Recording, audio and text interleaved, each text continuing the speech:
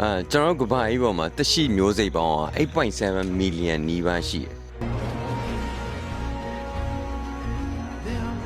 ဒါကတော့ခက်မှန်းပေါ့ဘာဖြစ်လို့လဲဆိုတော့အတိအကျပြောလို့မရဘူးသိပ္ပံပညာရှင်တွေရဲ့နေ့စဉ်တွေ့ရှိမှုတွေကလည်းရှိနေတယ်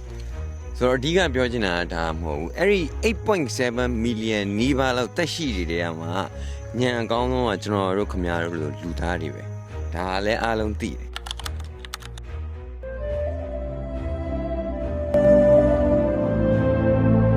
အဓိကပြောချင်တာကျွန်တော်တို့ပြီးနောက်ထပ်ညံအကောင်းဆုံးကဘာတူလဲဟာဒါကတော့ကျွန်တော်တို့သိတဲ့အတိုင်းပဲ dolphin လပိုင်လေးတွေပဲဖြစ်တယ်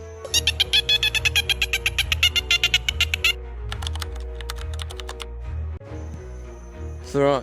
တတိယညံအကောင်းဆုံးကချင်ပန်စီမြောက်တယ်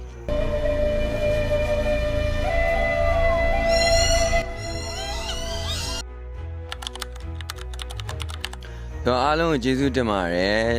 ကျွန်တော်ဗီဒီယိုလေးတွေကအခုလိုဘူးတုဒရစရာနဲ့နီးပညာအကြောင်းလေးတွေကိုမျှဝေပေးနေလို့ like and follow လေးလုပ်ထားပေးပါခင်ဗျမလုပ်ထားပေးလည်းရပါတယ်ကျေးဇူး